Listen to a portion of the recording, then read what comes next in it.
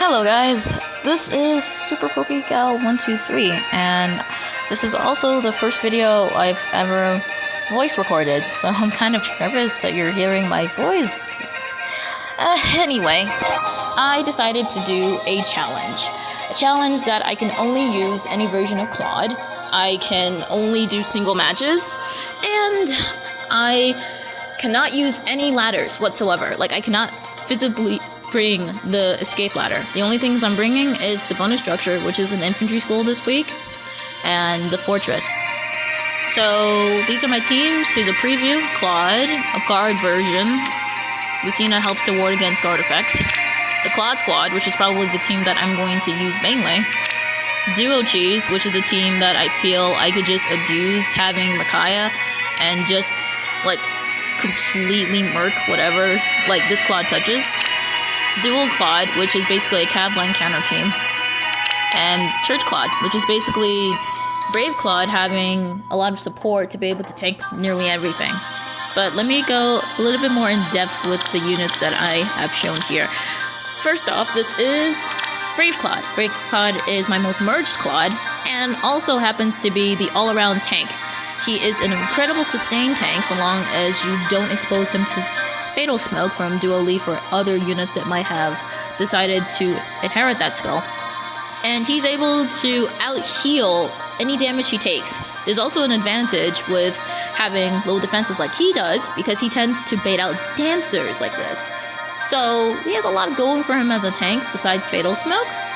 But yeah, if I feel like there's a team that I really can't hit and run with Brave Claude, I can use regular Claude, well, regular Brave Claude I should say, and try to tank with this Claude.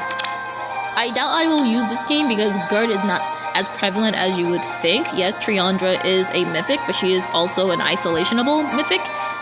And Legendary Claude doesn't care too much about being guarded as Brave Claude does, but this is kind of like a contingency team.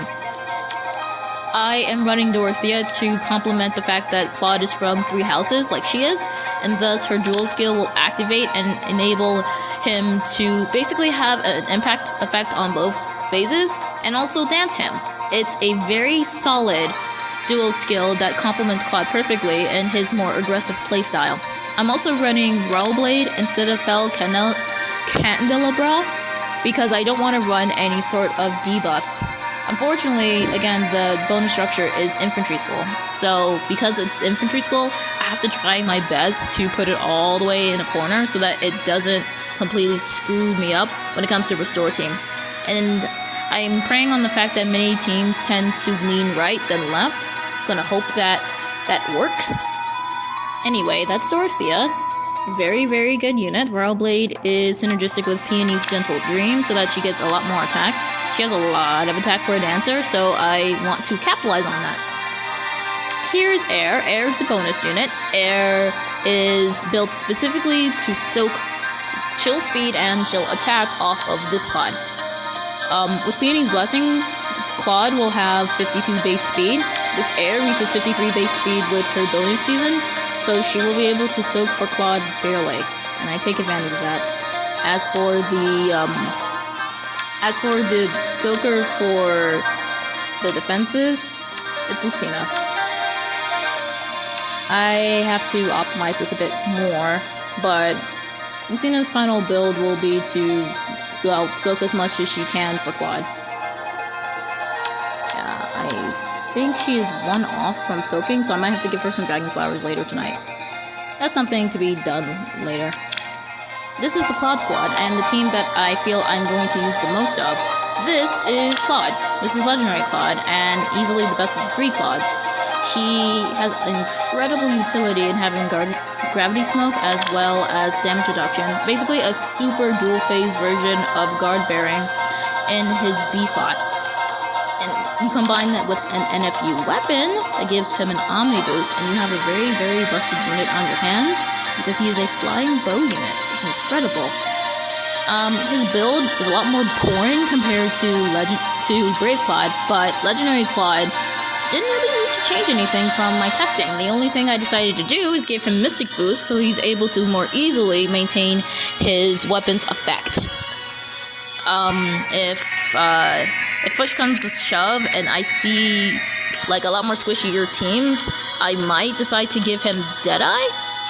But I think Luna's better to pierce through fat armors and other like super fat frontliners. Yeah, I didn't really need to change anything. Attack speed catch 4 is surprisingly potent on him because you're able to, well, even though I'm not running any debuffs, there's still ways to have a debuff on your opponent. And the way to do that is through isolation actually, or through Fallen Star itself. So he doesn't necessarily need to have like debuffs for him to have the +9/+9, but most of the time he'll have +7/+7 on both phases, which I value more than the recoil damage of attack speed push 4 or the solo condition of attack speed solo 4. But yeah, this is Legendary Claude, and the Claude that will probably steal the show. Brave is still awesome, and so is Academy, but Academy Claude is outclassed as a hidden run unit by this Claude because of Gravity Smoke. Went over Dorothea, and here's Mela. My Mela is unmerged with 54 defense. That is terrible, and I say it's terrible because I really should be giving her 55 defense. That's something I will be doing off screen. I will very likely give her Glittering Breath. I may give her more infantry powers or fortress defense res, I'm not sure yet, but I definitely want her to have at least 55 defense. 55 defense is a threshold that she should reach because many Eldigans that you will find on offense has 54 defense from being +1 and having a defense refined weapon, whether it's Courtly Candle, it's Curtains, or Ragasa. But yeah, I need to SP train her a bit and give her Glittering Breath so she at least reaches that threshold. At least based off the observations I've noticed from testing many friends' defenses. 54 seems to be the magic number Eldigans reach without Hell, and since Hell is not a bonus, I can imagine a lot of defenses from Eldigans will go down in comparison. It's better to be safer than sorry. Air again. Peony has a support build with Flower of Joy, gives lots of speed and attack, and has a little bit of res and defense for range units mixed into it. She has Steady Posture too because it's a cheap skill that raises her speed without any penalty in the enemy phase. Peony should not be attacking, so you want her speed to be raised so that she's able to live basically like enemy support unit. You want her to have as much speed as you can. And since I'm running Dorothea with Goat Fires and Mila has Nurturing Breath, that still might change. I'll have to think about it, but Peony should be able to take a hit depending on the support unit. Like, she definitely lives Eldigans or stuff like that. This is my Duo Cheese team. The Duo Cheese team just has Micaiah and Dorothea, just abusing the fact that they are busted Duo units. Micaiah also helps against armors that Claude actually might struggle against. The only armors I can think of off the top of my head that Claude might struggle against is Arden, because Arden is a dual-phase Brave weapon user. If he runs Ignis, he will kill Claude because Ignis was on the second hit, not the first. Or a Slaying Bow Special Fighter Deadeye set, which Micaiah can most likely one-shot. But yeah, I don't expect to see, use this team either. But it's there as a contingency. There's this dual Claude, which is basically my Cavalline counter team. Both these Claudes tends to live, this Claude can even live some archers. I have to do some calcs, but depending on the cav, of course, but they tend to be able to take on 2 lanes and then finish things up. Because I am not running an escape ladder, I have 4 spaces available, and that will allow me to have more, room for my support units to help the Claudes snipe things. But yeah, this is the Cavalline counter team Claude. The Claude squad can actually deal with Cavlines as well, but it depends on the Cavline. If it's more magical based, then this Claude can actually deal better. But more Cavlines tend to have archers nowadays with the occasional annoying candlelight/flash healer. This is the final team, the Church Claude team, where I cash in completely on Claude being a defensive monster and just tank everything.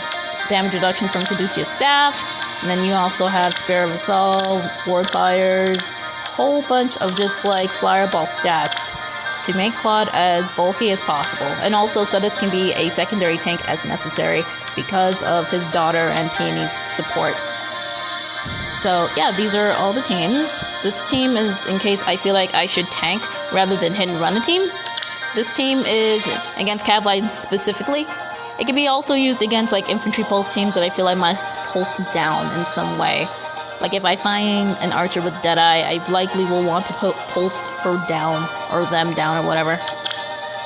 Duo cheese is probably not going to be used, but there's a contingency in case I fight armors, and also is against a magical based cav line. This one is probably my main team. Most teams can be hit and run, even some cav lines. It really depends on the team though. And then this is in case I am fighting against a lot of guard.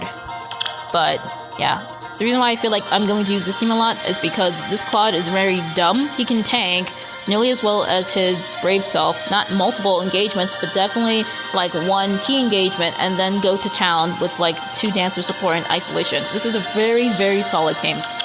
Isolation in general is what makes this Claude really, like, he goes from like a 10 to like a 15 with isolation, gravity smoke, damage reduction, and NFU all combined in a one team. It's nuts when you think about it. But yeah, these are all of my teams. I hope you all enjoyed the video. I hope it's not too long. And I will see you all tomorrow for the first 2 matches of the season.